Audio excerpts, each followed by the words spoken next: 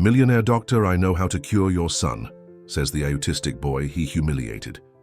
If this story interests you, don't forget to subscribe to our channel and tell us which city you're watching from.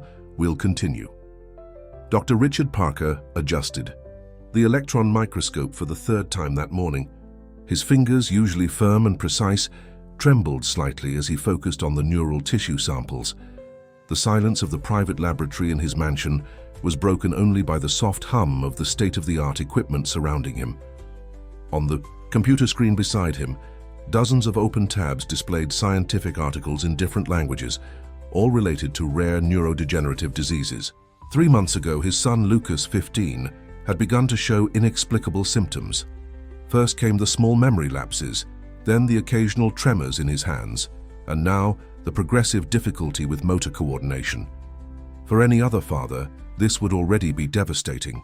For Richard, one of the country's most respected neuroscientists, it was a private torture that consumed him day after day. "Dad," Lucas's voice echoed down the hallway. Richard quickly minimized the computer windows and took a deep breath, composing his expression before answering. "Here in the laboratory, son." Lucas appeared in the doorway, discreetly leaning against the frame. His green eyes, identical to his mother's, shone with an intensity that contrasted with his increasingly fragile appearance.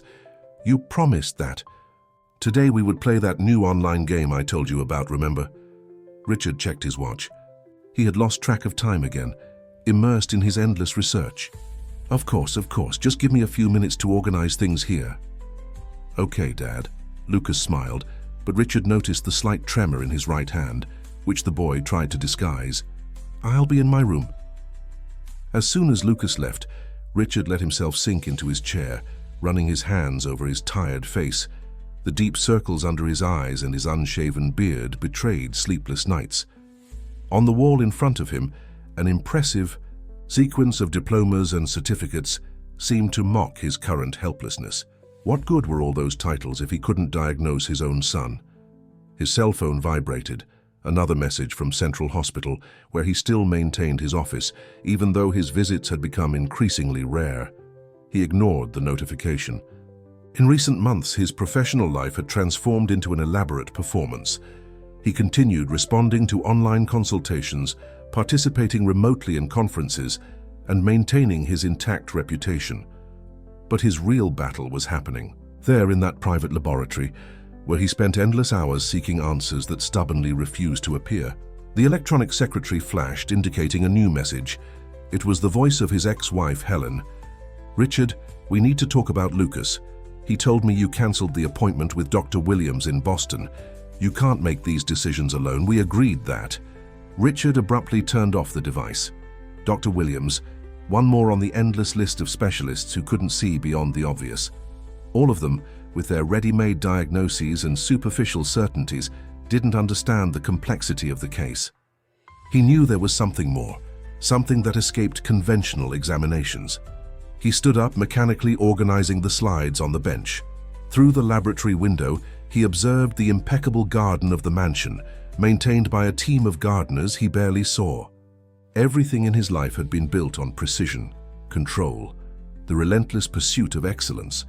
Now, for the first time, he felt completely lost. A metallic sound startled him. It was just one of the analysis machines completing another test cycle. The results would be the same as always, he knew. Negative, inconclusive, frustrating. His mind wandered to the last international conference he had attended in person almost a year ago. On that occasion, he had publicly ridiculed an unconventional theory about atypical patterns of neural degeneration. Now those same ideas he had dismissed with such conviction were coming back to haunt him. "Mr. Parker." The voice of Maria, the housekeeper, interrupted his thoughts. "Dinner is served, and young Lucas is waiting for you for the game." Richard nodded, trying to smile. "Tell him I'm coming." As he put away the samples, his gaze fell on an old photo on the desk, him and Lucas a few years back, smiling on a trip to Disney. The image seemed to belong to another life, a time when he still believed he had all the answers. Now each day brought more questions, and the weight of his own reputation began to suffocate any possibility of thinking outside established patterns. Central Hospital was bustling with its usual routine when Richard walked through its main doors for the first time in weeks. The characteristic smell of antiseptic and the constant murmur of the corridors provoked a strange sensation of familiarity and discomfort. Some residents greeted him respectfully from a distance, while hurried nurses barely noticed his presence. He wasn't there by choice. The board of directors had called an extraordinary meeting, and his absence could raise unwanted questions. As he walked toward the elevator, his mind wandered to Lucas's tests that he had analyzed during the night. The boy was sleeping when he left home after another night of online games, one of the few activities that could still draw genuine smiles from his son. The elevator stopped on the 3rd floor, and a nurse hurriedly entered carrying a stack of medical records. Richard vaguely recognized her. She was new to the hospital, having started a few weeks ago. Anna or Amanda, he wasn't sure. Beside her, a skinny boy of approximately 12 years old followed, his eyes fixed on a tablet. "Good morning, Dr. Parker," the nurse greeted, adjusting the records. "Michael's son, be careful not to bump into the doctor." The boy didn't raise his eyes from the tablet, his fingers moving quickly across the screen. Richard noticed that he was wearing headphones and seemed completely absorbed in his activity. Something about the boy caught his attention, perhaps the intensity of his concentration, or the way his fingers moved with millimetric precision over the screen. The elevator stopped again, and more people entered. The boy, Michael, immediately contracted, moving closer to his mother. Richard observed as he increased the volume on his headphones, his eyes still fixed on the tablet screen. For a moment, he glimpsed what the boy was doing, not games or videos as expected, but what appeared to be a scientific article in English. "Dr. Parker." The voice of Dr. Thompson, director of the neurology department, brought him back to reality. The elevator had reached the 6th floor, and people were beginning to exit. "We were just talking about you. Do you have a minute?" Richard nodded mechanically, but his eyes still followed the boy and his mother, who were now heading toward the nursing sector. There was something intriguing about that scene that he couldn't quite define. "Richard?" Thompson insisted, his voice betraying slight impatience. "Sorry, James." "Yes, of course." Richard forced himself to focus on his colleague. "What did you want to talk about?" As Thompson began to discuss new research protocols and the need for his more constant presence at the hospital, Richard couldn't completely push away his thoughts from that brief scene in the elevator. Something in the boy's behavior, in the way he processed information, had sparked his scientific curiosity in a way he hadn't felt in months. The board meeting proceeded as expected.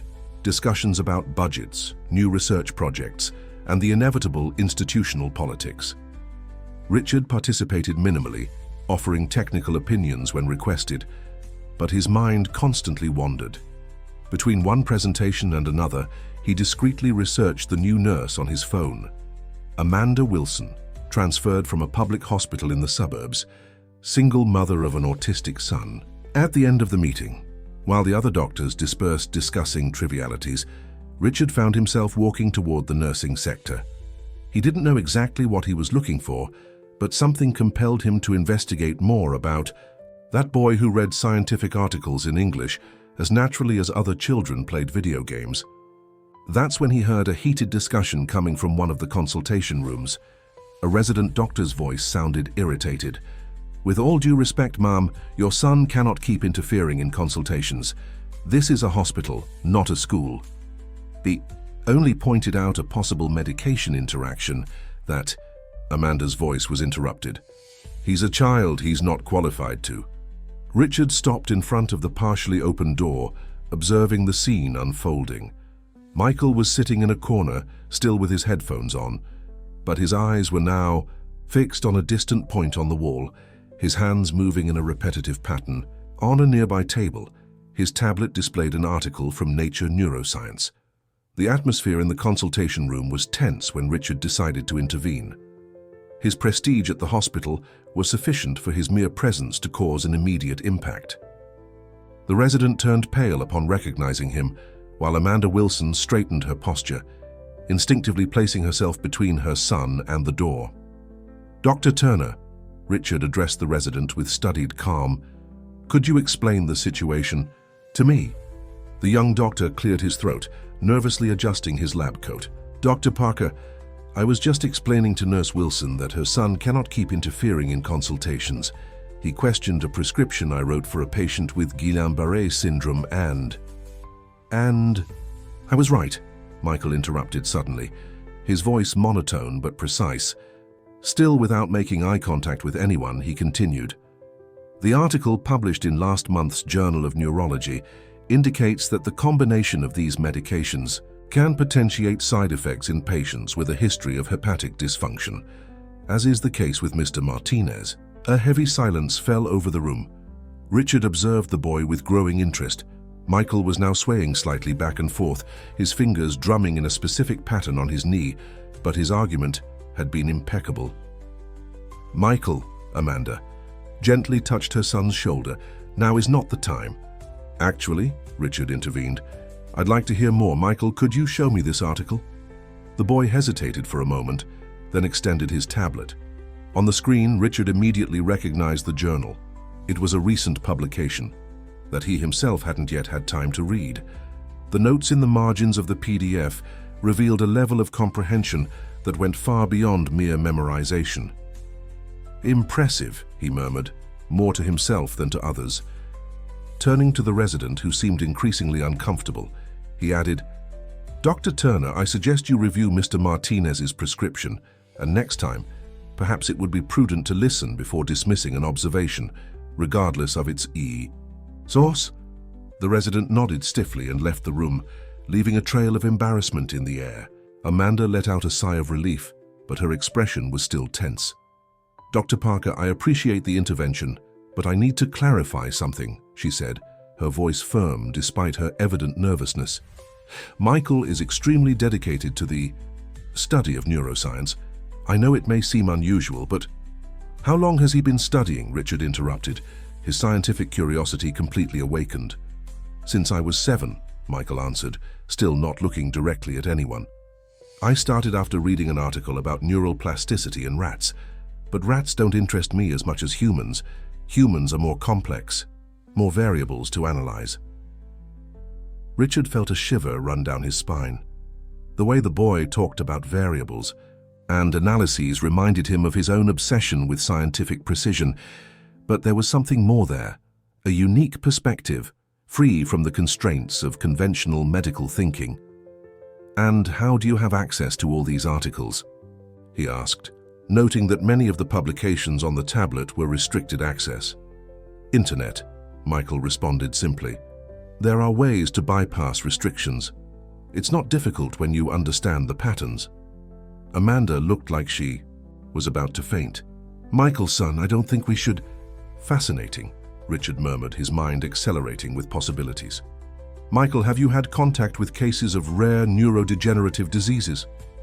The boy finally looked in his direction, although his gaze fixed more on Richard's chin than on his eyes. 73 documented cases in the last 2 years. I maintain a database correlating symptoms, treatments, and outcomes. Most doctors follow very rigid protocols, ignoring atypical patterns that could..." "Dr. Parker," Thompson's voice sounded from the door, interrupting the conversation. "The medical board is waiting for your opinion on the Wellington case." Richard nodded distractedly, his mind still processing what he had just discovered. Before leaving, he turned to Amanda. "Mrs. Wilson, I'd like to talk more about your son's work. Would it be possible to schedule a meeting?" Amanda hesitated, looking at Michael with concern. The boy had returned his attention to the tablet, apparently oblivious to the conversation. "We can adapt to his needs," Richard quickly added, understanding the mother's hesitation. "The location, time, conditions, and whatever is necessary for him to feel comfortable." At that moment, his cell phone vibrated. It was a message from Lucas. "Dad, it happened again. The tremor. I can't hold the cup." Richard felt his heart tighten. He looked once more at Michael, who was furiously typing on his tablet, and had a strong intuition that this meeting had not been by chance. Lucas adjusted his headphones and typed another message in the online game chat. The screen in front of him flashed with the vibrant colors of the virtual environment. but his attention was focused on the conversation window, minimized in the lower right corner. There, under the pseudonym Neuroprime, he maintained a dialogue that had already lasted weeks with someone who identified themselves only as Brainmapper 12. Today, the tremors got worse, he typed, his hands fighting against involuntary spasms. My dad is still obsessively looking for answers in all the wrong places. The response came almost instantly. Doctors always look in the wrong places. They follow protocols like robots. They don't see different patterns. Lucas smiled. Bitterly. His mysterious interlocutor had a unique way of seeing things, a perspective that both intrigued and comforted him. In recent weeks, they had discussed everything from advanced neurological theories to simple, everyday frustrations. Brainmapper 12 seemed to understand isolation as well as neuroscience. How do you know so much about this? Lucas asked, not for the first time. I observe, I study, I collect data. The patterns are always there, we just need to look from a different angle. From downstairs, Lucas could hear his father's restless footsteps in the laboratory. Another night of fruitless research, probably. The distance between them seemed to increase proportionally to the worsening of his symptoms. Sometimes I think my dad is more concerned with his reputation than with me, he typed, surprising himself with his own honesty. There was a longer pause before the response. Adults often get lost in their own certainties, especially those considered brilliant. The fear of being wrong can be paralyzing. Lucas frowned, intrigued by the maturity of that observation. How old are you? Age is just a number, like body temperature or blood pressure. What matters are patterns of behavior and thought. The enigmatic response was interrupted by a new wave of tremors. Lucas dropped the mouse, which fell with a dull thud on the carpet. Frustrated, he used the keyboard to continue the conversation. You mentioned the other day something about a Japanese study on atypical cases. Could you explain more? Not here, not safe. Too many eyes, too many filters. I need to preserve my identity. Lucas felt a shiver of excitement. In recent weeks, Brainmapper 12 had demonstrated impressive knowledge about rare neurological conditions, sometimes citing studies that even his father didn't seem to know about. Why all the mystery? He typed, trying to keep his hands stable. Because adults don't listen to children. Not really, they pretend to listen, but their minds are already closed, like a synapse that refuses to make new connections. The neurological metaphor made Lucas smile. His mysterious friend had a peculiar way of expressing complex ideas through scientific analogies. It was as if his thoughts were interrupted by knocking on the door. Lucas, are you awake? Just a minute, Dad. Quickly he typed. I need to go. Same time tomorrow? I'll be here. And Lucas, your tremors. There's a pattern to them. Keep recording the times and intensity. Data is important. Lucas minimized the chat window the moment his father entered the room. Richard seemed more agitated than usual, his eyes shining with an energy Lucas hadn't seen in weeks. How are you feeling? He asked, sitting on the edge of the bed. Same as always, Lucas lied, hiding his hands under the blanket. He didn't want to worry his father even more. How was it at the hospital? Richard hesitated for a moment, as if carefully choosing his words. Interesting.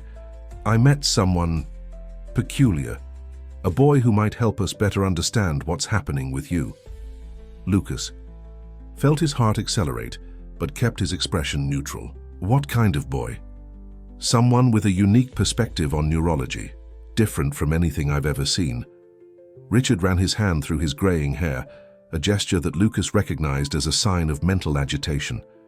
Tomorrow I'm going to try to schedule a meeting with him and his mother. At that moment, the computer emitted a soft sound, a new message in the minimized chat. Lucas prayed his father wouldn't notice, but Richard was already absorbed in his own thoughts. Rest. Son, tomorrow could be an important day.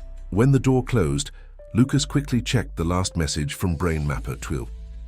The patterns are aligning. Soon our paths will cross in the real world. But for now, keep our secret. Some adults need to learn to see for themselves.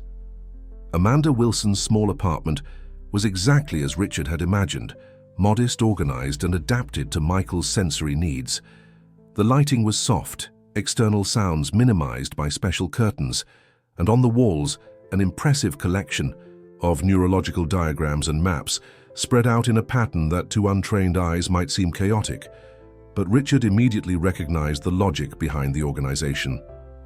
"Sorry for the simplicity," Amanda said, serving coffee that Richard accepted more out of courtesy than desire. "Michael insisted the meeting be here.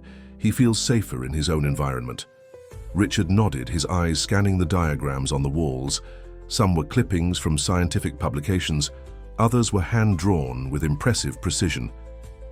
"Did he make all these diagrams?" "Most of them," Amanda replied, a touch of pride in her voice. "Michael has a photographic memory for neurological patterns.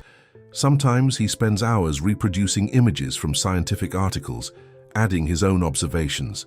In the margins, the sound of a door opening interrupted the conversation. Michael entered the living room carrying his inseparable tablet and a thick folder. Without making eye contact, he sat in his usual chair. Richard noticed there was a small worn circle on the carpet underneath, indicating long hours of use. "Did you bring your son's exams?" Michael asked without preamble. Richard took out his folder. "Yes, all of them. But first I'd like to better understand how you—" "The exams first," Michael interrupted. "I need to see the patterns."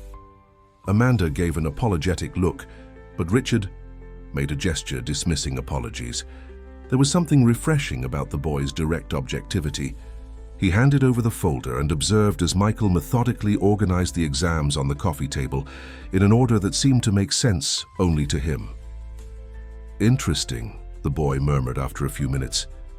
"The doctors looked in the obvious places. They did the standard tests, they followed the protocols." There was a note of disdain in his voice. "But they didn't see the obvious." Richard leaned forward. "And what would be the obvious?" Michael abruptly stood up and walked to one of the walls, pointing to one of his diagrams. "Here, this is a map of typical neurological pathways based on a little-known Japanese study. Dr. Tanaka and his team documented similar cases in Osaka, but their work was ignored by the Western medical community." Richard felt a sudden discomfort. "Dr. Tanaka, Hiroshi Tanaka." "Yes," Michael confirmed, still focused on the diagram. "The same one whose theory about unconventional neurodegenerative patterns was ridiculed at last year's International Neurology Congress. By you, in fact." The silence that followed was heavy. Amanda seemed about to intervene, but Michael continued, his voice maintaining the same neutral tone. "You called him a charlatan. Said his theories were absurd and without scientific foundation. It was on page 47 of the Congress proceedings. Dr. Tanaka abandoned his research after that." Richard felt the coffee turn bitter in his mouth. The memory of that moment, which before had brought him a sense of intellectual triumph, now weighed like lead on his conscience. "How did you access those proceedings?" he managed to ask. "Internet," Michael replied simply. "What's important isn't how I got the information, but what it means. Dr. Tanaka was right, and now your son exhibits exactly the pattern of symptoms he described." Michael finally turned to face Richard, his eyes fixed on a point just above the doctor's shoulder. "Do you want my help? First you need to admit you were wrong. Not to me, but to yourself. Pride doesn't cure anyone." Richard felt as if the air had been sucked from the room. In his 30 years of career, he had never been confronted in such a direct and precise manner. And the most ironic part, by a child who could barely maintain eye contact. "Michael," Amanda finally intervened. "We can't talk like that to Dr. Parker. He is—" "No," Richard interrupted her, his voice hoarse. "He's right. I was wrong about Tanaka, about many things." He turned to Michael. "What else do you know about his study?" Michael picked up his tablet. "I have the original article in Japanese, and more importantly, I have the data he never published. Data that could help your son." Lucas watched the computer screen with growing anxiety. It had been almost an hour since BrainMapper 12 last responded to his messages, something unusual for his mysterious virtual friend. The game window remained open, but he barely paid attention to the other players. His father had left early that morning, mentioning an important meeting. Lucas noticed something different in his expression, a mixture of hope and apprehension he hadn't seen in a long time. But what really intrigued him was the sudden silence from BrainMapper 12. A soft sound indicated a new message. "Sorry for the delay. I was busy with an important visitor." Lucas felt his hands tremble slightly as he typed, "It's okay, were you able to analyze the data I sent you about the tremors?" "Yes. As I suspected, there's a clear pattern. The most intense episodes coincide with specific neural activity peaks. Your father should be observing this." Lucas frowned. It wasn't the first time BrainMapper 12 had mentioned his father in a way that suggested personal knowledge. "How do you know so much about neurology? And why do you never tell me your real name?" The response took a few seconds. Names are labels that people use to create expectations and prejudices.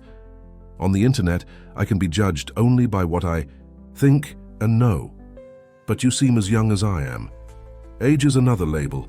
Einstein published his theory of relativity at 26. Mozart composed his first symphonies at 8. The brain doesn't follow social age conventions. Lucas smiled. There was something familiar in that way of arguing, but he couldn't quite identify what. Before he could respond, he heard the front door open. His father had returned. "I have to go," he typed quickly. "My dad's here." "I know." The enigmatic response made Lucas freeze. "Soon, everything will make sense. Trust the process." The chat window was closed before Lucas could question that last message. Footsteps on the stairs indicated his father was approaching. When Richard entered the room, his expression was different from anything Lucas had ever seen. "Son," he began, sitting on the edge of the bed, "we need to talk. I met someone who can really help us understand what's happening to you." Lucas felt his heart race. "Who?" "An extraordinary boy. He has an understanding of neurology that—" Richard paused, as if searching for the right words. "Let's just say he made me see things from a completely new perspective." "What's his name?" Lucas asked, trying to keep his voice casual. "Michael. He's the son of a hospital nurse. He's autistic but has an impressive analytical ability. Richard hesitated again. "He found a study that all of us ignored. A work that I myself, that I unfairly dismissed in the past." Lucas felt a wave of understanding begin to form in his mind. The pieces of the puzzle were starting to fit together. "Dad," he said slowly, "I think I already know Michael." Richard looked at him surprised. "What do you mean?" Lucas turned the computer screen showing the game window. "I think he's BrainMapper 12. We've been talking online for weeks. He's been helping me understand my symptoms, asking me to record patterns," and Richard's expression changed from surprise to something more complex, a mixture of admiration and humility. "So he's been helping us all along, without us knowing." "He said some adults need to learn to see for themselves," Lucas quoted, remembering his friend's words. Richard let out a short, almost bitter laugh. And he was right, completely right. He stood up, walking to the window. "Tomorrow we'll start a new treatment protocol based on Dr. Tanaka's discoveries. Michael adapted some aspects considering your specifics." "Will it work?" Lucas asked, his voice betraying a mixture of hope and fear. "Honestly, I don't know. But for the first time in months, I feel like we're looking in the right direction." Richard turned to his son. "And all this because a 12-year-old boy had the courage to show me how wrong I was." Dr. Thompson's office seemed smaller than usual, filled with tension emanating from those present. Richard stood by the window while Michael methodically organized a series of documents on the desk. Amanda remained close to her son, her posture revealing a mixture of pride and apprehension. "This is completely irregular," Thompson declared, his eyes alternating between the papers in front of him and the boy who had brought them. "Dr. Parker, you can't seriously be considering implementing an experimental protocol based on Tanaka's theories, and much less a version modified by a child." "Michael is not just a child," Richard replied, his voice calm but firm. "He identified patterns that all of us ignored. Correlations that make sense when you allow yourself to look beyond established protocols." "Correlations are not causations," Thompson retorted, citing one of the basic principles of medical research. And you, more than anyone, should know that. Or have you forgotten everything you've always defended throughout your career? Michael, who until then seemed absorbed in his documents, intervened without raising his eyes. Dr. Thompson is afraid. What did you say? Thompson turned abruptly to the boy. Fear. Your body language indicates extreme discomfort, dilated pupils, microperspirations on your forehead, fingers drumming on the table in a classic anxiety pattern, Michael continued, organizing the papers as he spoke. But it's not fear of being wrong, it's fear that I might be right. Amanda placed a protective hand on her son's shoulder, but Michael continued. 3 years ago, you ignored the atypical symptoms of a patient named Robert Alves. You insisted on the standard protocol, even when the signs indicated an unconventional presentation of the disease. The result is documented on page 147 of the medical record. Thompson's face visibly paled. Richard felt a shiver run down his spine. He didn't know about this case, but his colleague's reaction confirmed the accuracy of the information. How did you access those records? Thompson asked, his voice trembling slightly. Patterns are always visible to those who know where to look, Michael responded enigmatically. What's important is that Lucas's case presents significant similarities to Mr. Alves. The difference is that now we have a chance to do things differently. Richard approached the desk, spreading out some recent exams of Lucas. James, look at this carefully. The markers that Michael identified, when correlated with data from Tanaka's study. Enough. Thompson stood up abruptly. This is absurd. I'm taking this case to the ethics committee. I cannot allow Central Hospital to be associated with such questionable practices. Actually, a new voice sounded from the Darty, you're not going to do that. Everyone turned to see Dr. Edward Sanders, the hospital's general director, standing at the entrance. His normally jovial face was serious. Edward, Thompson began, you can't be considering... I spent the night analyzing the documentation that Dr. Parker sent me, Edward interrupted, entering the room. And I also made some interesting calls to Osaka. He turned to Michael with a gentle smile. Impressive research work, young man. Michael merely nodded briefly, returning his attention to his papers. Edward continued. The case of Mr. Alves should never have been covered up, Thompson, and you know that. Now we have an opportunity to do the right thing. But the protocols, Thompson tried to argue. Protocols exist to guide us, not to blind us, Edward responded.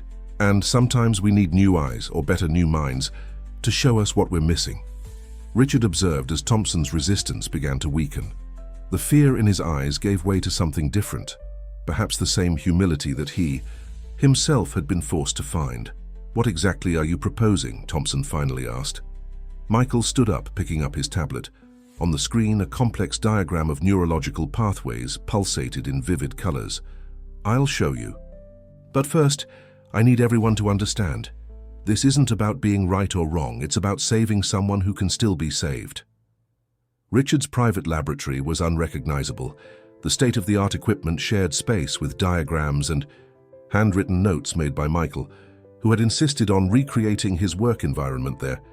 Amanda observed from a distance, while her son and Richard worked in surprising sync, communicating through their own language of codes and scientific references. Lucas, seated in an adapted armchair, watched everything with a mixture of fascination and apprehension. It was strange to see his virtual friend materialized there, moving through the laboratory with the same precision with which he navigated data online. The levels are stabilizing, Michael announced, analyzing the latest results. The modified protocol is working exactly as predicted in the computational models. Richard nodded, checking the monitors. The neural response is following the pattern you identified in Tanaka's study. It's truly extraordinary. It's not extraordinary, Michael corrected, without taking his eyes off the readings. It's logical. The patterns were always there, you just weren't programmed to recognize them. Amanda approached, offering water to Lucas. How are you feeling, dear? Better, Lucas responded, flexing his fingers with more ease than in recent weeks. The tremors have diminished considerably since we started the new treatment. Michael continued typing on his tablet, but a small smile appeared on his lips, a rare expression that didn't go unnoticed by Amanda. She knew that smile. Well, it was the same one her son displayed when solving a particularly complex problem. "Michael," Richard called, his voice softer than usual, "there's something I've been wanting to ask you. How did you discover Robert Alves's case? Those records were supposedly confidential." The boy paused his typing for a moment. "The hospital has an outdated digital security system.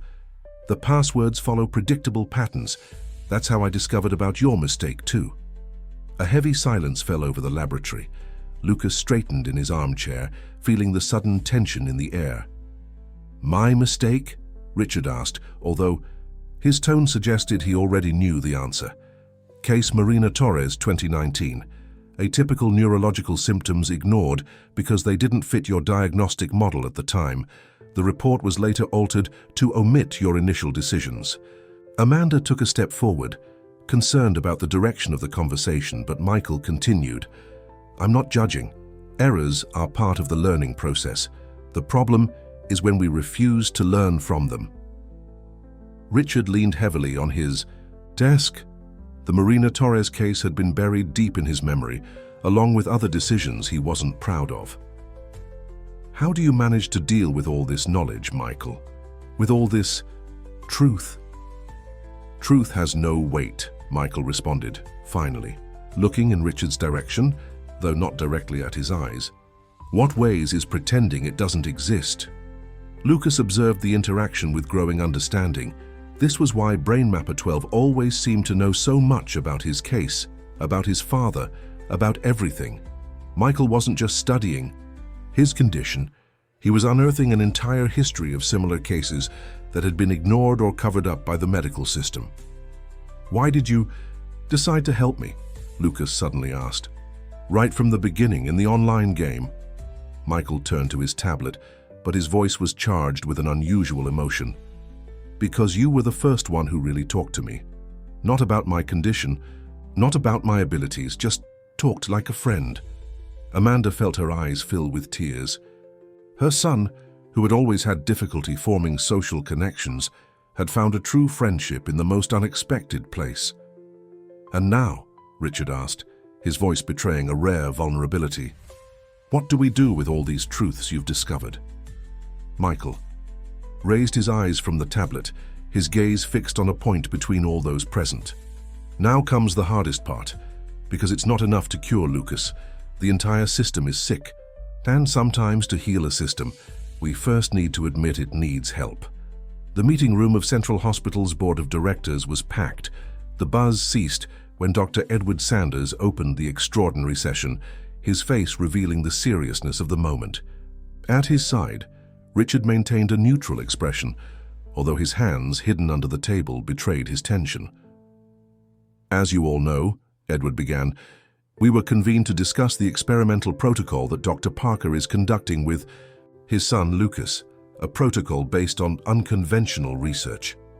"Unconventional is a euphemism," interrupted Dr. Patricia Vasquez, director of the research department. "We're talking about a treatment developed by an autistic child based on a discredited study. This could destroy the reputation of this hospital." Richard felt his jaw tense, but before he could respond, the door to the room opened. Amanda Wilson entered, followed by Michael, who carried his tablet and a thick folder. The boy ignored the surprised and hostile looks, walking directly to the center of the room. "Michael shouldn't be here," Thompson protested. "This is a board meeting." "Michael has every right to be here," Edward responded firmly, "especially considering what he discovered in our database." A tense silence fell over the room. Michael began to connect his tablet to the projector, his movements methodical and precise in contrast to the charged atmosphere. "In the last 5 years," Michael began, his voice monotone but clear, Central Hospital recorded 47 cases of atypical neurological conditions that didn't fit standard protocols. Of these cases, 32 had their records altered to omit diagnostic inconsistencies. Images began to appear on the screen, medical records, reports, internal documents. Some board members began to shift uncomfortably in their chairs. This is an invasion of privacy, Thompson protested. He hacked our system. No, Michael corrected, still focused on his data. Your system is programmed to hide the truth. I merely removed the layers of concealment.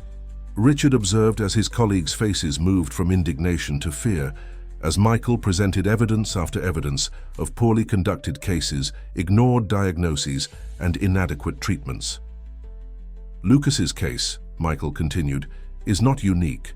It's just the first where someone decided to listen to a different voice. A voice that doesn't follow established protocols because it sees patterns that you've been trained to ignore. Amanda placed a protective hand on her son's shoulder, but her eyes revealed pride. Michael had spent nights preparing that presentation, organizing data and building connections that no one else had perceived. And the results, Edward encouraged. Show them Lucas's results. New graphs appeared on the screen, showing the evolution of the treatment. The numbers were impressive: significant reduction in tremors, improvement in motor coordination, stabilization of neurological patterns that previously seemed chaotic. This is impossible, murmured Dr. Vasquez, leaning forward to better examine the data. No, doctor, Michael responded, looking for the first time in the direction of the board, although his gaze remained fixed on a point above their heads. Impossible is continuing to ignore what's right in front of you. Impossible is allowing more patients to suffer because their doctors are afraid to admit there are answers beyond the books. Richard noticed a subtle change in the room. The initial fear and indignation were beginning to give way to something different, a mixture of admiration and shame. This 12-year-old boy was forcing all of them to face truths they had chosen to ignore for years. "What exactly are you proposing?" asked one of the older board members. Michael touched his tablet and a new image filled the screen, the detailed project of a new research and treatment protocol integrating conventional and unconventional approaches. "I propose that Central Hospital be the first to admit we need a new way of thinking about medicine, a way that includes all voices, all patterns, all possibilities." He paused, his voice gaining a rare note of emotion. "Because in the end, we're not dealing with numbers on a spreadsheet. We're dealing with people like Lucas, like Mr. Alves, like all the others who trust their lives to you." The silence that followed was different from the previous ones. It was a silence of reflection, of transformation. Richard looked at his young ally with a mixture of gratitude and admiration. Michael had done more than save Lucas. He was forcing an entire system to rethink its foundations. Lucas adjusted the computer camera, making sure he was well framed for the video conference. On the split screen, faces of doctors and researchers from different parts of the world waited for the presentation to begin. At his side, Michael methodically organized his notes, apparently oblivious to the historical importance of that moment. 3 months had passed since the board meeting that changed everything. The protocol developed by Michael had not only stabilized Lucas's condition, but also opened doors for a quiet revolution in the way Central Hospital approached complex cases. "Ready, boys?" Richard asked, entering the adapted office they now shared in the hospital's research wing. Lucas nodded, feeling a mixture of nervousness and excitement. It was the first time he and Michael would present the treatment results together to the international medical community. The idea had come from Edward. Let the young people themselves tell their story. "Remember," Michael murmured, still focused on his papers, "they'll try to question the methodology. They always do. But we have the data on our side." Lucas smiled. In the past few months, his friendship with Michael had deepened far beyond online conversations. Together, they had created a unique system of communication and work. Lucas translated Michael's discoveries into language that doctors could accept, while Michael continued deciphering patterns that no one else could see. The presentation began with Lucas sharing his experience as a patient. His voice, once trembling and hesitant, now flowed with confidence as he described the journey from the first symptoms to the current recovery. "What changed wasn't just the treatment," Lucas explained to the attentive audience. "It was the way of looking at the disease. Michael taught me to observe my own patterns, to understand that each person experiences their condition in a unique way." Michael then took over, presenting the technical data with his characteristic precision. The graphs and diagrams that filled the screen told a story that went beyond the numbers.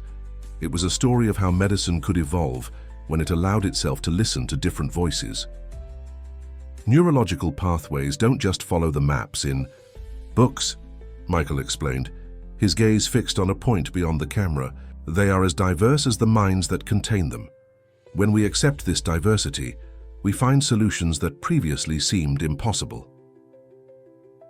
Richard watched with pride as the two boys commanded the attention of some of the biggest names in world neurology.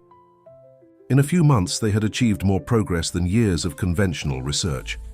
The questions began to emerge, some skeptical, others curious, all respectful.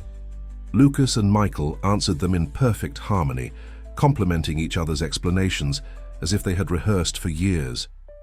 "But how can we implement this type of approach on a large scale?" asked a neurologist from Oxford. "Not every hospital has a consultant like Michael."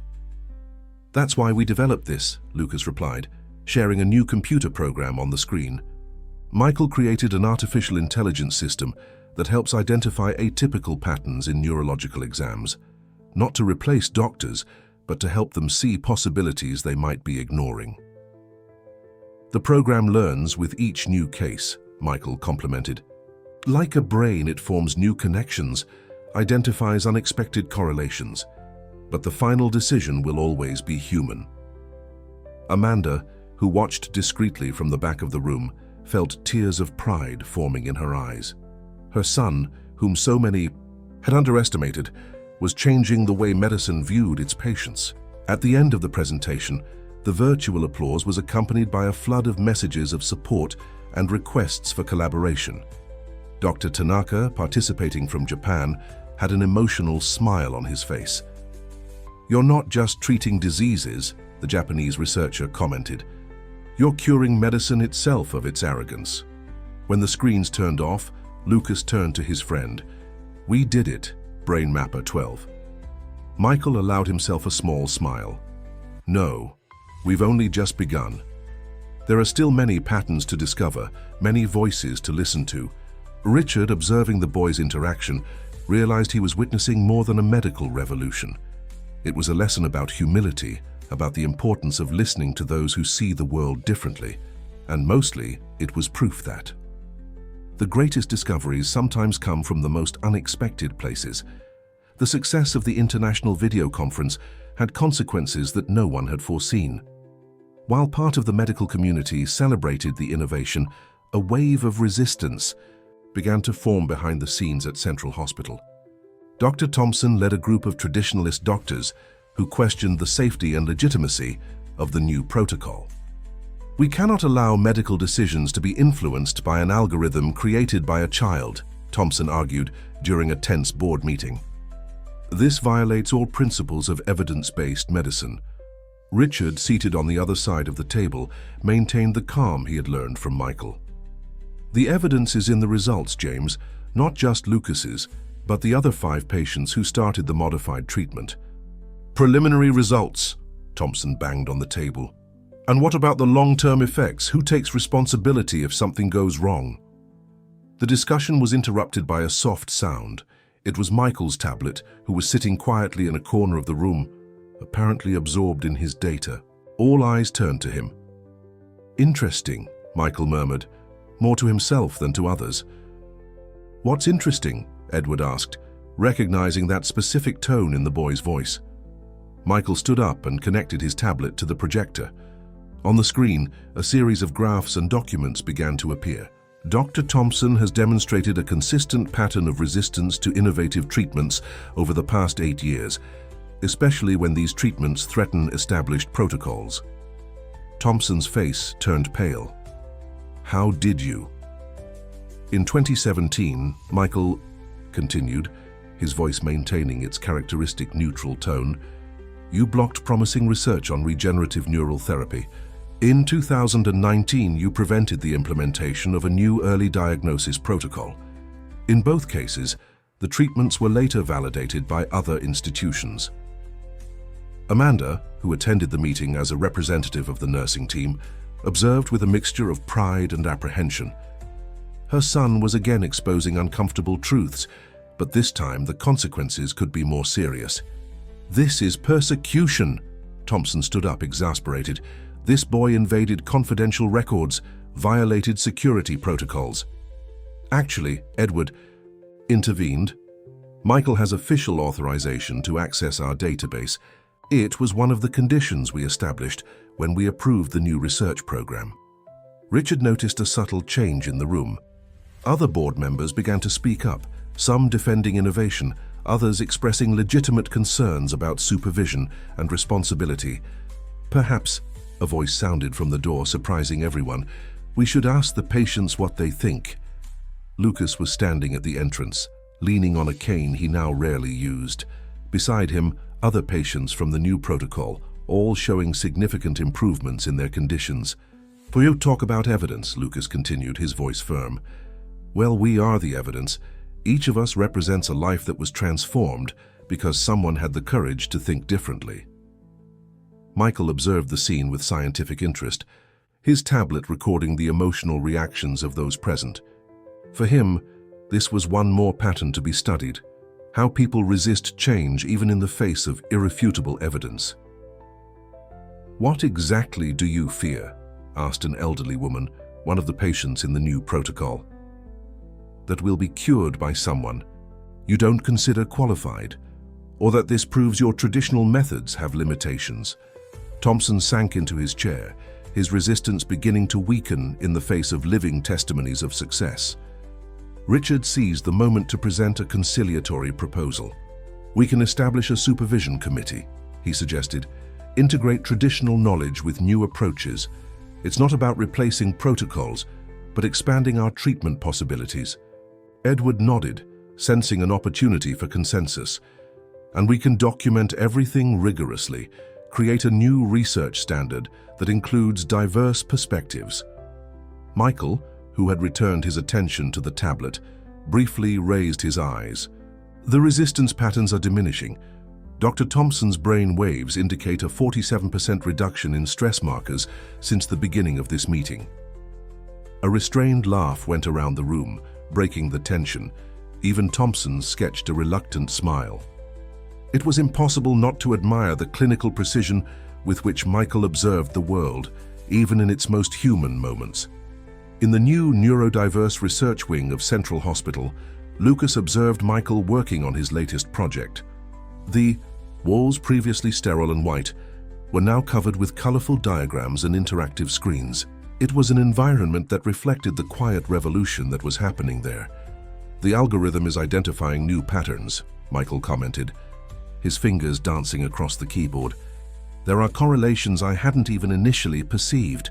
Lucas approached the screen, fascinated by the complexity of the data. In recent months, he had developed an increasing understanding of his friend's work.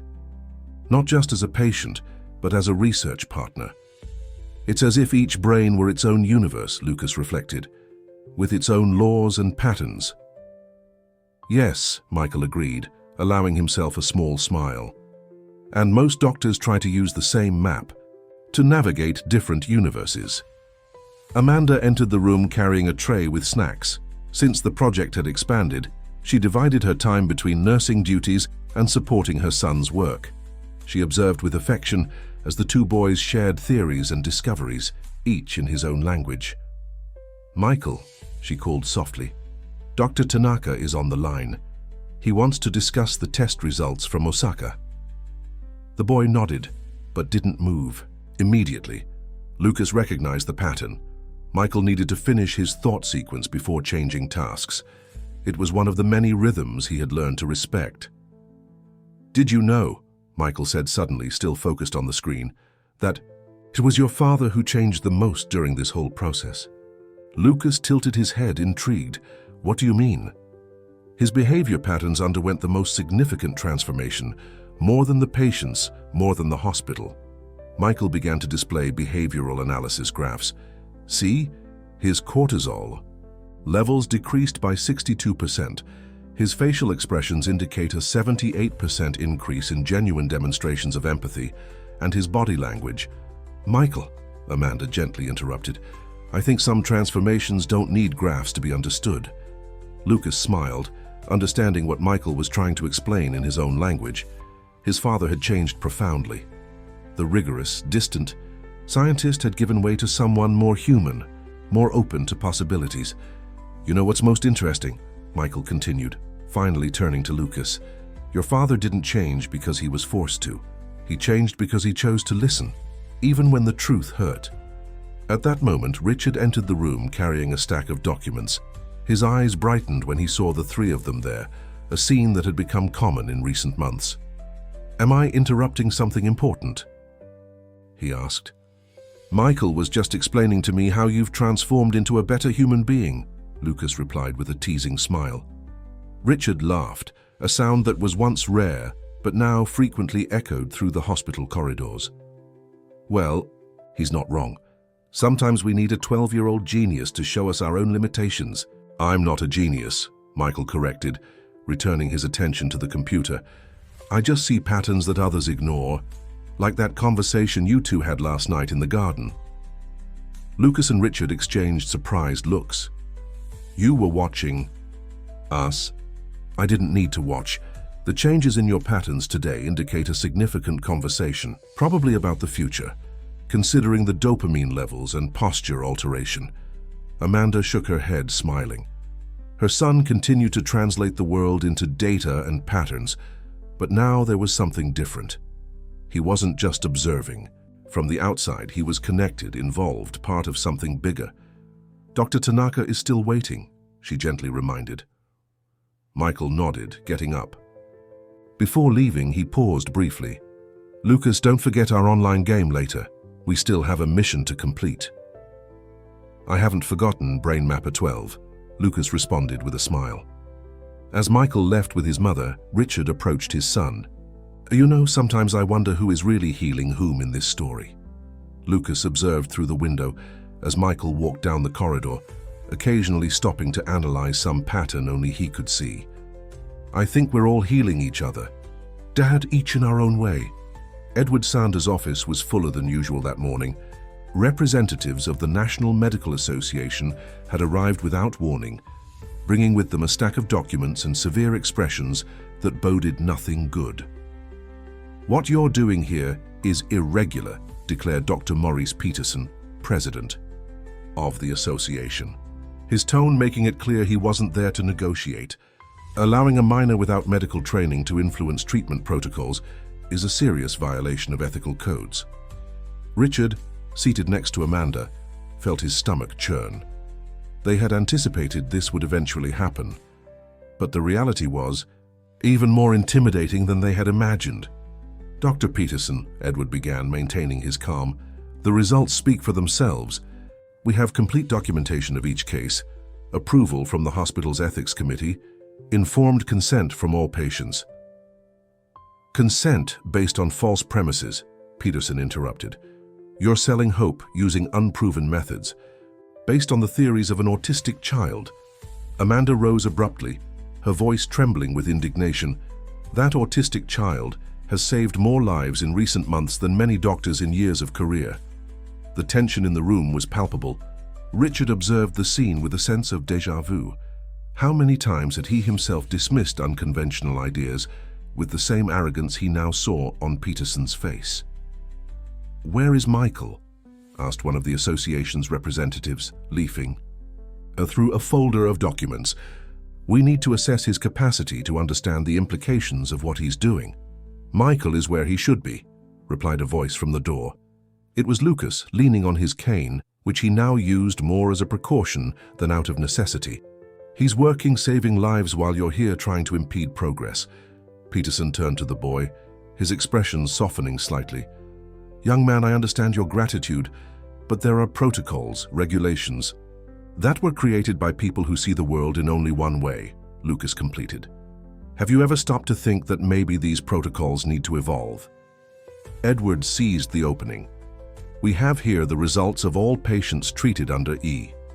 The new protocol, including independent evaluations from 3 different universities. He pushed a thick folder across the table. And more importantly, We have Dr. Hiroshi Tanaka confirming and expanding Michael's discoveries in Osaka. The association representatives began to leaf through the documents, their faces revealing growing surprise at the data. Richard recognized the moment. It was the same expression he himself had had when he first saw Michael's results. But, "This is extraordinary," murmured one of the doctors. "The positive response rate is higher than any conventional protocol." "Because it's not just a protocol," Lucas explained. "It's a system that learns and adapts to each patient." Michael taught me that each brain is unique. Why should we treat them all the same way? Peterson seemed to be internally struggling with what he saw. Years of traditional medical training confronted irrefutable evidence of success. "And where is this prodigy now?" he asked, his voice less hostile. As if answering the question, a series of monitors on the office wall simultaneously lit up. Michael's face appeared on one of them, while the others displayed real-time data from various patients. "I'm monitoring the vital patterns of 17 patients simultaneously," Michael explained, without taking his eyes off his work. 3 of them are showing subtle alterations that the doctors haven't yet noticed. In approximately 47 minutes, Dr. Turner will receive an alert about the patient in room 714, preventing a crisis before it manifests clinically. The live demonstration of the system in operation left the association representatives speechless. It was one thing to read about the results, quite another to see the process happening in real time. "How?" Peterson began, but was interrupted by a soft alarm. "Room 714, Michael announced. Vital signs began to change exactly in the predicted pattern. Dr. Turner is on his way." Amanda smiled discreetly. Her son might not understand the social nuances of the situation, but he had chosen the perfect moment for his practical demonstration. "Gentlemen," Edward seized the moment, "we're not asking to abandon protocols or ignore regulations. We're proposing to expand them, adapt them to a new reality. A reality where different forms of intelligence and perception can work together to save lives." Richard observed as the expressions of the association representatives gradually changed. The initial resistance was giving way to something he knew well. The humility of recognizing that perhaps, just maybe, there was more to learn than they had imagined. The main auditorium of Central Hospital was packed for the first official conference on neurodiverse approaches in medicine. Doctors, researchers, and students from across the country crowded to hear about the quiet revolution that was transforming the way complex neurological conditions were treated. Lucas, seated in the front row, watched with pride as his father took the stage. Richard was no longer the same man who, months ago, had hidden in his private laboratory, consumed by frustration and fear. There was a new light in his eyes, a learned humility that only made his knowledge more valuable. "A year." Richard began, his voice clear and firm. "I believed I had all the answers. 30 years of career, dozens of awards and recognitions, made me think I knew everything there was to know about the human brain." He made a significant pause. "I've never been so wrong." In the technical area, Michael worked on his computers, coordinating the data presentation and ensuring all systems functioned perfectly. Amanda at his side smiled to see how her son had found his place in this new world, a place where his unique way of seeing patterns was not just accepted, but celebrated. "The true revolution," Richard continued, "didn't come from a great laboratory or prestigious university. It came from a 12-year-old boy who sees the world in a way most of us never could. A boy who taught me that sometimes we need to unlearn in order to truly learn." On the screen behind him, images began to appear, graphs, diagrams, treatment results. But they weren't just numbers and statistics. They were stories of transformed lives, of renewed hopes. "Michael," Lucas called softly through the communicator they shared, "your dopamine levels are elevated. Are you excited?" Lucas smiled, discreetly touching the small device in his ear. "Yes, Michael. Sometimes people get emotional at important moments." "Interesting," Michael responded, and Lucas could imagine him taking notes about yet another pattern of human behavior. On stage, Richard was presenting the new protocols developed in collaboration with Michael. "We're not just treating diseases," he explained. We're redefining the very way we see the human mind. Each brain is unique. Each experience is singular. Why do we insist on trying to fit everyone into the same mold? Dr. Peterson, seated in the front row next to Lucas, nodded slightly. Since his initial visit, he had become one of the program's greatest advocates, using his influence to open doors instead of closing them. Real progress, Richard continued, isn't just in the clinical results, although they are extraordinary. It's in the change of mindset, in the willingness to listen to different voices, to recognize that knowledge can come from the most unexpected sources. Amanda felt her eyes fill with tears as she watched her son working concentratedly, completely oblivious to the fact that he was at the center of a medical revolution. For Michael, it was all a matter of patterns in the data, in behaviors, in treatment responses. He didn't seek recognition or glory. He sought only to understand and help in his unique way. "Dad," Lucas's voice sounded through the auditorium, surprising everyone. He had stood up, leaning slightly on his cane. "May I say something?" Richard smiled, making a gesture of approval. Lucas climbed onto the stage, his confident posture a living testimony to the success of the treatment. "You all came here to learn about a revolutionary new method," Lucas began, "but what we discovered goes beyond protocols and treatments. We discovered that true healing begins when we stop trying to make everyone fit the same pattern." In the technical area, Michael briefly raised his eyes from his monitors, his attention captured by the sincerity in his friend's voice. "Michael taught me that being different isn't a defect to be corrected," Lucas continued. "It's a unique perspective that can open doors we didn't even know existed. And my father taught me that it's never too late to change, to grow, to admit that we might not have all the answers." A respectful silence hung over the auditorium. In that moment, they weren't just doctors and patients, researchers and study subjects. They were all participants in a greater transformation, one that began in hearts and minds before reaching protocols and practices. The small cafe near the hospital had become Lucas and Michael's favorite refuge.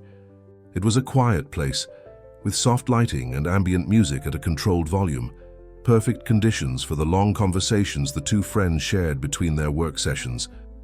"The results from the last patient group are promising," Michael commented, his fingers drumming in a specific pattern on the table. "The positive response rate increased by 12% since we implemented the latest modifications to the algorithm." Lucas sipped his hot chocolate, observing how his friend had changed in recent months. Michael still avoided direct eye contact and preferred to communicate through data and statistics, but there was something different in the way he interacted with the world. "You know what's most interesting?" Lucas commented. "How you managed to make doctors understand your way of thinking. Before, they tried to make you adapt to their way." Michael paused his drumming for a moment, processing the observation. "It's like reprogramming an operating system. Sometimes the problem isn't in the code, but in the user interface." Amanda, who had joined them during her break from work, smiled at hearing the analogy. Her son continued translating the world into terms that made sense to him, but now other people were beginning to understand and appreciate this unique language. "Dr. Tanaka called this morning," she commented. "The hospital in Osaka wants to implement our complete program. They're willing to adapt their entire structure to the specifications Michael developed." "They're not my specifications," Michael corrected, still focused on his tablet. "They're just logical. Operational patterns, like the layout of this cafe, adequate lighting, controlled acoustics, respected personal space. It's not complex, it's efficient." Lucas exchanged a knowing look with Amanda. For Michael, everything came down to patterns and efficiency, but his work was changing much more than just medical protocols.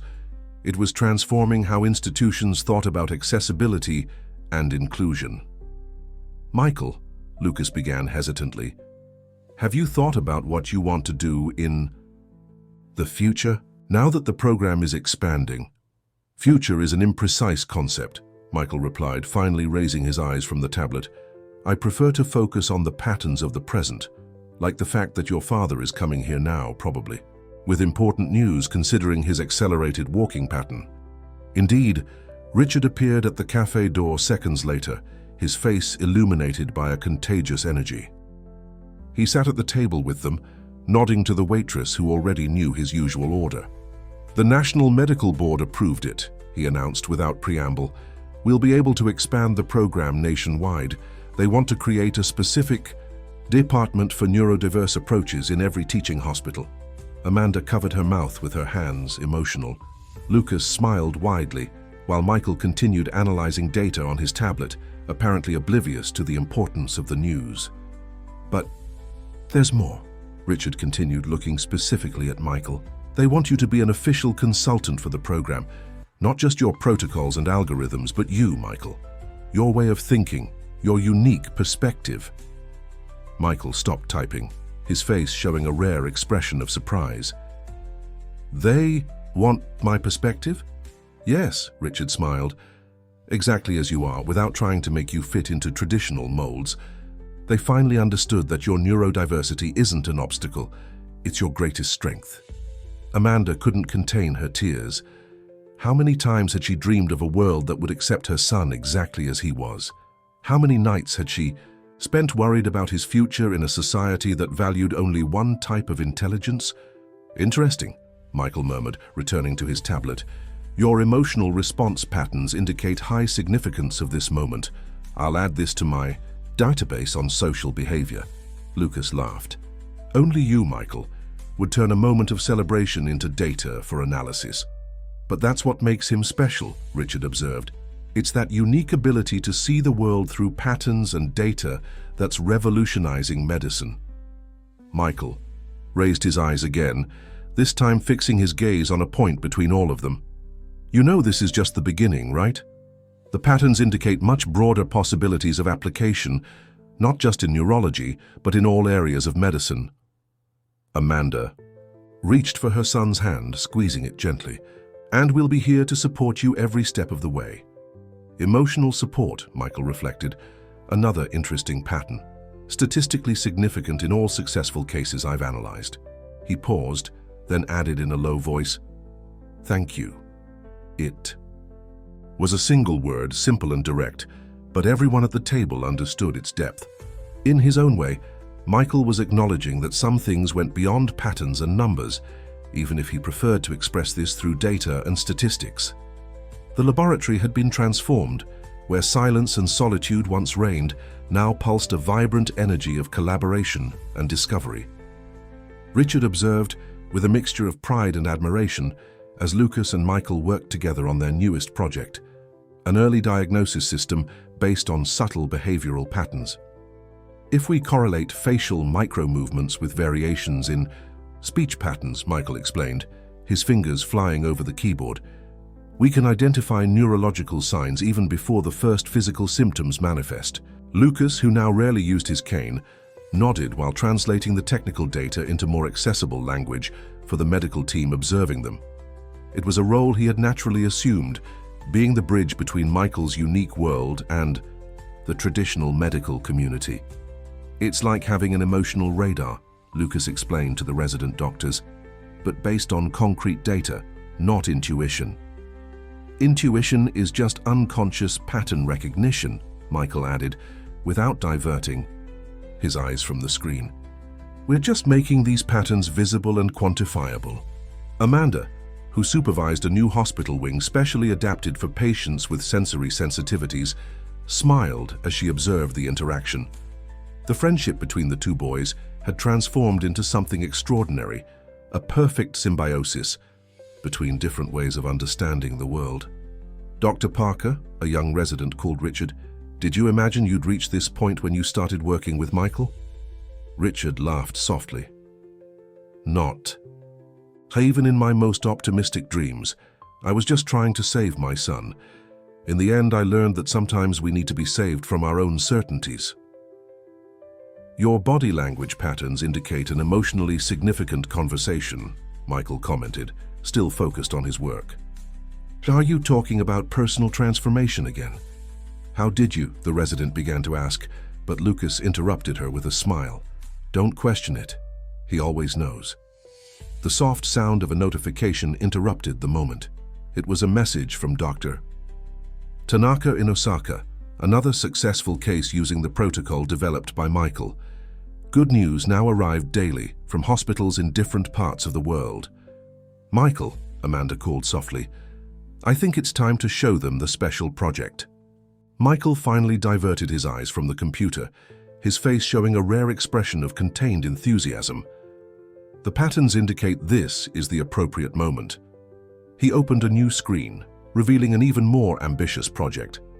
An integrated system that not only treated neurological conditions, but also adapted the entire hospital environment to be more welcoming and efficient for all types of minds. "It's not just about curing diseases," Michael explained, his voice gaining an unusual intensity. "It's about creating spaces where different types of brains can function at their maximum potential." Lucas observed as the doctors approached the screens, fascinated. His friend was doing much more than revolutionizing medical protocols. He was changing how the world viewed neurodiversity. "You know what's most amazing?" Lucas commented to his father. "He did all this being exactly who he is, without trying to fit into what others expected of him." Richard nodded, emotional. "And in the process, he taught us to be better too, not just as doctors, but as human beings." Michael, who apparently was paying attention to the conversation even while working, added, "The patterns of social evolution are fascinating. When a system accepts different forms of processing, overall efficiency increases exponentially." Amanda approached her son, placing a gentle hand on his shoulder. In simple English, Michael is saying that when we accept each other's differences, we all grow. "That's not what I said," Michael protested, frowning. "I talked about patterns of social evolution and—" "It's exactly the same thing, friend," Lucas interrupted with a smile. "You just use a different language to express it." Michael considered the observation for a moment, then returned to typing. "It's interesting. I'll add this correlation to my emotional translation database." The residents laughed, but it was a laugh of admiration and affection. Michael had become more than a consultant or a prodigy. He was a living reminder that genius comes in different forms, and that sometimes the brightest minds are those the world tries to force into predefined molds. The auditorium of the convention center was filled to capacity for the first international symposium on neurodiverse approaches in medicine. Healthcare professionals from all continents had gathered to learn about the revolution that had begun in a small American hospital. Among those present, one face in particular caught Richard's attention: Dr. Hiroshi Tanaka, who had traveled specially from Osaka for the event. Michael was in his specially prepared room backstage, surrounded by monitors and equipment that allowed him to follow everything without being exposed to the sensory stress of the crowd. Lucas remained at his side as always, translating the outside world into the language of patterns that his friend better understood. "Dr. Tanaka shows clear signs of anxiety," Michael observed, analyzing the camera images. "Elevated respiratory frequency, facial micro-expressions indicating emotional discomfort." Lucas smiled, understanding what Michael wasn't explicitly saying. "I'd be nervous too if I were about to meet someone who once ridiculed my work." Richard, who had just entered the room, heard the comment and felt the familiar weight of guilt in his chest. "Do you think he'll forgive me?" "Forgiveness is an imprecise concept," Michael replied, still focused on his monitors. "The data indicates that Dr. Tanaka has already moved past the incident.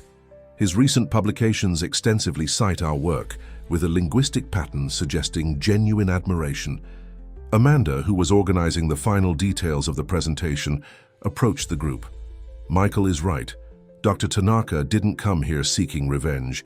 He came to celebrate how his theory, through my son's unique perspective, ended up saving lives." The moment was interrupted by movement on the main screen. Dr. Tanaka had stood up and was walking toward the backstage area. Richard felt his heart accelerate. "Your cortisol levels are elevated, Dr. Parker," Michael commented casually.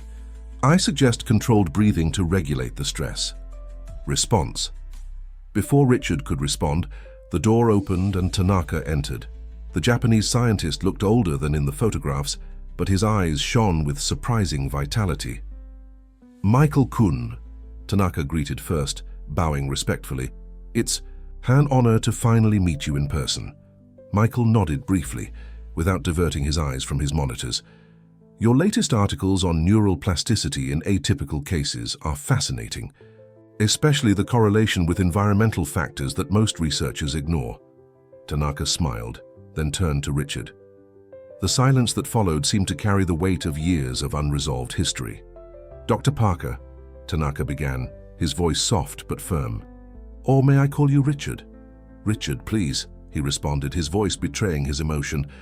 "Dr. Tanaka, Hiroshi," the Japanese scientist corrected. "And you don't need to say anything. Sometimes the universe has interesting ways of correcting our mistakes." Lucas observed the scene with fascination. It was as if an invisible circle was closing. The pride that had nearly cost his life had transformed into a bridge of understanding and respect. "The patterns of social interaction are intriguing," Michael commented, finally raising his eyes from his monitors. Two traditionally trained scientists recognizing the value of unconventional perspectives. The statistical probability of this scenario was less than 7.3%. Everyone laughed, including Tanaka, who approached the screens to observe Michael's work. "Impressive. You've expanded my original theories in directions I never imagined." "I just followed the patterns," Michael responded simply. "Like that data set in your original study that everyone ignored, the outliers that were actually crucial indicators." Tanaka widened his eyes. "You found, but that data was in personal notes, never published." "Internet," Michael and Lucas answered in unison, sharing a knowing smile. Richard observed the interaction with a lump in his throat. Years ago, he had dismissed Tanaka's theories with academic arrogance. Now, thanks to a boy who saw the world through unique patterns, those same theories had transformed into the foundation of a medical revolution. "Hiroshi," Richard called softly, "I'm sorry for everything." Tanaka shook his head. "Don't be. If you hadn't ridiculed me at that conference, perhaps Michael would never have found my research. Sometimes we need a mistake to discover the right path. And sometimes we need someone who sees the world differently to show us we were looking in the wrong direction," Amanda added, watching her son with pride. Michael, apparently oblivious to the emotional moment, continued analyzing data on his screens. The presentation begins in exactly 12 minutes. The audience's attention patterns suggest this will be a significant moment.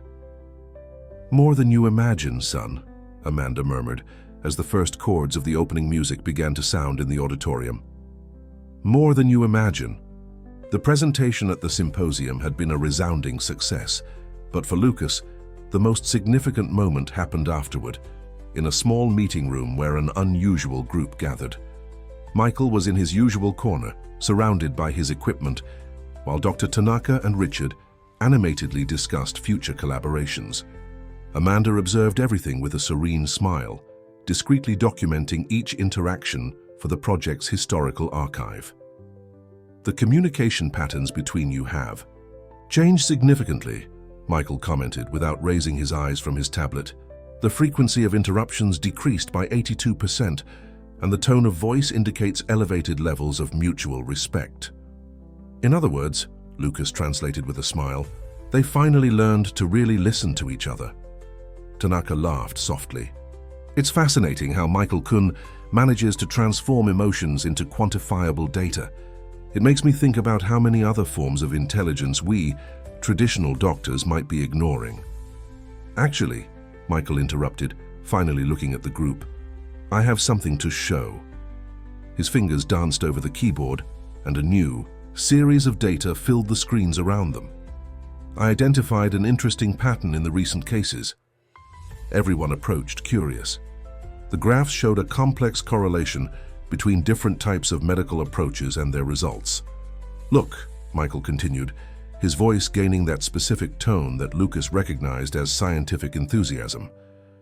"When we combine traditional protocols with neurodiverse perspectives, the success rate not only increases, it transforms into something completely new." Richard leaned over the data, his eyes shining with understanding. "It's as if we're creating a new medical language." "Exactly," Tanaka agreed, pointing to a specific data set. "It's not just about being right or wrong, it's about finding new forms of understanding." Amanda approached her son gently placing a hand on his shoulder. "Michael, are you suggesting an expansion of the program?" "The patterns are clear," he responded. "We shouldn't limit ourselves to neurology. Each medical specialty could benefit from an approach that integrates different forms of thinking." Lucas felt a shiver of excitement, like an entire hospital designed to be truly inclusive, not just for patients, but for professionals too. Why stop at one hospital? Edward Sanders' voice sounded from the door, surprising everyone. The director entered the room carrying a thick folder. "The Department of Health has made contact. They want to implement the program nationally." Michael continued typing, apparently unperturbed by the news. Predictable. The patterns of institutional evolution indicated an 89% probability of government expansion in the next 6 months. Everyone laughed, but there was a deep respect in the laughter. Michael had repeatedly proven that his unique way of seeing the world wasn't just valid, it was revolutionary. "But there's an interesting detail you should know," Michael added, projecting a new data screen. "Lucas has demonstrated consistent patterns of aptitude for neural translation." "Neural translation?" Richard asked, intrigued. "He can translate complex concepts between different forms of thinking. It's a rare ability, statistically significant in less than 2% of the population." Lucas blinked, surprised. "You mean I have a superpower too?" "Superpowers don't exist," Michael corrected automatically. "They're just manifestations of specific neurological variations. But yes, you have a unique gift." Amanda smiled, observing how her son and Lucas had transformed into a perfect duo, one seeing patterns that no one else saw, the other translating these visions for the rest of the world. "So," Edward proposed, "how about we transform this into something official? A training program to identify and develop different types of intelligence in medicine?" Tanaka nodded enthusiastically. "Hi, we can create an international exchange. Osaka would be the first partner, of course." Richard looked at the two boys, who had so profoundly changed his life. "What do you think?" Lucas smiled, turning to his friend. "Michael?" Michael finally stopped typing, raising his eyes to the group. "The patterns indicate this is the next logical step, but..." He made an unusual pause. "They also indicate we'll need each other. Different minds, working together." "In other words," Lucas translated, smiling, "it's time to create a new family. A family of different minds, all special in their own way." "That's not what I said," Michael protested. "I talked about patterns of neural collaboration and..." "It's exactly the same thing," everyone responded in unison, laughing. Michael returned to his data, but a small smile played on his lips. "Interesting. I'll add this correlation to my emotional translation database." A year had passed since the International Symposium. Central Hospital was unrecognizable, not just in its physical structure, adapted to be more welcoming and inclusive, but mainly in its essence. The once austere corridors now pulsed with a different energy, where diverse types of minds worked in harmony. In the new neurodiverse research wing, Michael was conducting his first official class for a select group of doctors and researchers. His room had been specially designed to accommodate his sensory needs, allowing him to share his knowledge without discomfort. "Patterns are always visible," he explained, his hands moving with precision over the controls of his equipment. "The challenge isn't finding them, but being willing to see them." Lucas, now completely recovered and acting as coordinator of the Neural Translators program, observed with pride. His friend, who was once viewed as an anomaly in the system, was now recognized as one of modern medicine's greatest innovators. "Dr. Michael," a young doctor, raised her hand. "How do you manage to process so much information simultaneously?" "I don't process more information than you do," Michael responded, without diverting his eyes from his monitors. "I just process it differently, like a computer that uses a distinct operating system to execute the same tasks." Amanda, who supervised the session, smiled to see how her son had developed his own way of teaching.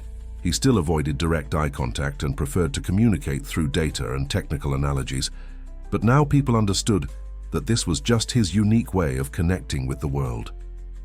Richard entered the room silently, carrying a folder, that made Lucas raise his eyebrows in recognition.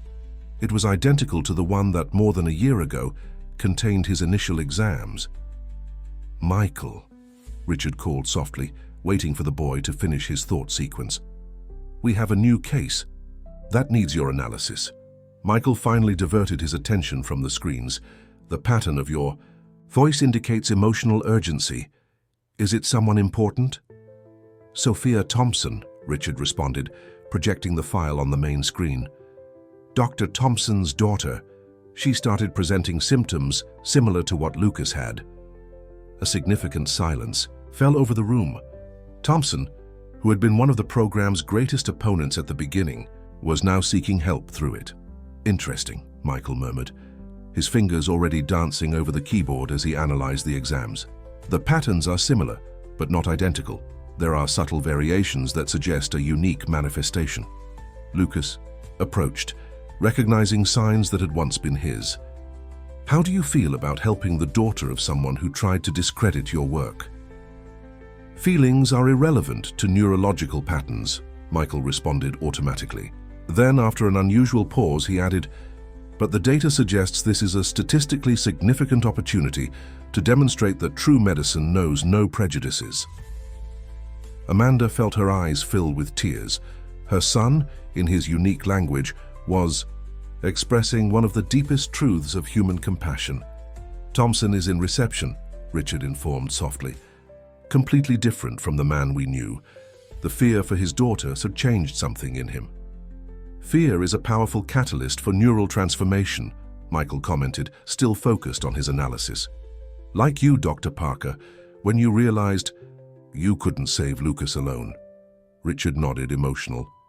"And like you, Michael, who taught us that sometimes we need to lose our certainties to find the true answers." The young doctor who had asked the previous question raised her hand again. "Dr. Michael, what should we do with Sophia's case?"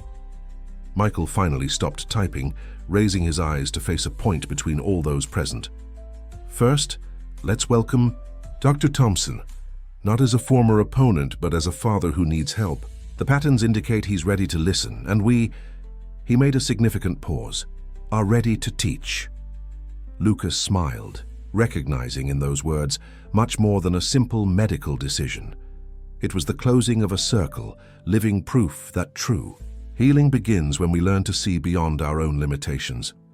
The sensory garden of Central Hospital was especially beautiful that spring afternoon. Designed under Michael's specifications, it was a space where colors, textures, and sounds harmonized perfectly, creating a welcoming environment for all types of minds. Sophia Thompson, now completely recovered, played with other children in a specially designated area, while her father, Dr. Thompson, chatted with Richard on one of the benches. The transformation in the former opponent of the program was remarkable, not just in his more humble posture, but mainly in his gaze, which now carried a deep understanding of the value of diversity. "The patterns of social interaction have changed significantly," Michael observed from his favorite place, a partially shaded bench where he could monitor the entire environment without being sensorially overwhelmed. "The frequency of authentic smiles has increased 127% in the last 6 months. Lucas, seated beside him, smiled. "In other words, people are happier here." "That's not what I said," Michael corrected automatically, but there was a slight tone of amusement in his voice. After a year of partnership, he had begun to appreciate Lucas's emotional translations. Amanda approached, carrying a tablet with the latest program statistics. "The Department of Health just approved expansion to 10 more hospitals. And there's an international waiting list." "Predictable," Michael commented, his fingers drumming in his characteristic pattern. The data always indicated an exponential progression once the initial barriers were overcome. Dr. Tanaka, who had permanently moved to the United States to coordinate the international program, joined the group. "Michael Kun, you transformed my failed theory into something much greater than I ever imagined." "Your theory wasn't a failure," Michael responded, still observing the patterns of movement in the garden. "It just needed to be seen through a different perspective. Like this garden, for some it's just a green space, for others it's a complex system of perfectly balanced sensory stimuli." Richard approached with Thompson, who wore a serene expression as he watched his daughter play. "Michael, Sophia is asking to participate in your next study group. She says she wants to understand how your special mind works." Michael finally diverted his eyes from his patterns, turning partially to the group. "My mind isn't special, it's just different, as all minds are. And it was precisely that understanding that changed everything," Lucas added, observing the movement in the hospital through the glass windows. Doctors, nurses, researchers, all working in a new rhythm, more aware and respectful of different ways of thinking and existing. "The ID, numbers don't lie," Michael continued, projecting some graphs on his tablet. "Since we implemented the neurodiverse integration program, the success rate in complex diagnoses increased by 82%. Patient satisfaction rose 91%, and most significantly, resistance to new ideas decreased by 73%. Amanda smiled, observing her son with pride. He still translated the world through numbers and statistics, but now the world had learned to value this unique translation. "You know what's most extraordinary?" Thompson commented, his voice charged with emotion. "It's not just the numbers, it's how the entire hospital environment changed. It's as if we finally understood that there isn't a single correct way to think or to heal," Lucas completed. Michael briefly raised his eyes. "That's an emotional simplification of a much more complex process, but statistically accurate." Everyone laughed, including Michael, who had developed his own form of humor over the past year. "What comes next?" Tanaka asked, observing the horizon through the hospital windows. Michael began typing on his tablet, projecting new graphs and diagrams. The patterns indicate multiple possibilities for expansion. But the most important has already been achieved: the understanding that different minds don't need to be fixed. They need to be understood, respected, and integrated. Lucas smiled, remembering the frightened boy he had been a year ago and the virtual friend who had helped him even before the adults understood what was happening. "Michael," he called softly, "you changed much more than medicine. You changed how people see difference." "No," Michael corrected, his eyes fixed on a distant point. "We changed, all of us, because the most beautiful patterns emerge when different ways of thinking meet and respect each other. And there, in that perfect